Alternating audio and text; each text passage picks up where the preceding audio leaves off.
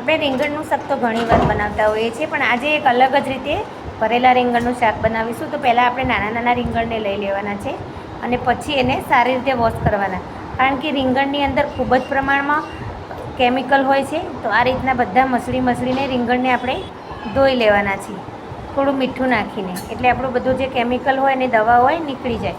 પછી એની આ રીતના પાછળની દાઢીને કટ કરીશું આ રીતના, અને પછી બધાને વચ્ચેથી કાપા કરી અને તૈયાર કરી લેશું.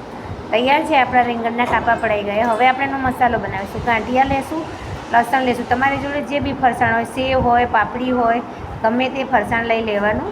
આદુ મરચાં અને લસણ અને થોડા લીમડાના પાન અને કોથમીરની દાઢી નાખીશું. આનાથી ખૂબ જ સરસ ટેસ્ટ આવે. મરચું, ધાણા જીરું થોડું 2 ચમચી વધારે લેશું. હિંગ, સિંગદાણા 1 ચમચી અને ઉપરથી લીંબુ નીચવી લેશું. આનાથી શું આપણી ખટાશના લીધે આપણું અને ગાંઠિયાના લીધે, જો ગાંઠિયામાં સોડા આવે એના લીધે આપણા રીંગણ કૂક પણ થોડા જલ્દી થશે. એટલે ફરસાણ લેવાનું આ રીઝન છે. પછી આપણે બધા રવિયાની અંદર ભરી લેવાનું છે હાથના દબાવીને, અને પછી તૈયાર કરી લેવાના. બધા રીંગણ આપણા ભરાઈ ગયા છે. હવે આપણે એને વઘાર કરીશું. તો વઘારની અંદર 2 ચમચી તેલ લેશું. તેલ થોડું વધારે લેવાનું, એટલે આપણા રવૈયા સારા બનશે. જીરું અને એક ઝીણી ઝીણી કટ કરીને ડુંગળી અને એક ટામેટું, આ રીતના વઘાર કરવાથી એનો ટેસ્ટ સરસ આવશે અને ખાવાની ખૂબ જ મજા આવશે અને થોડું ગ્રેવીવાળું શાક બનશે આપણું.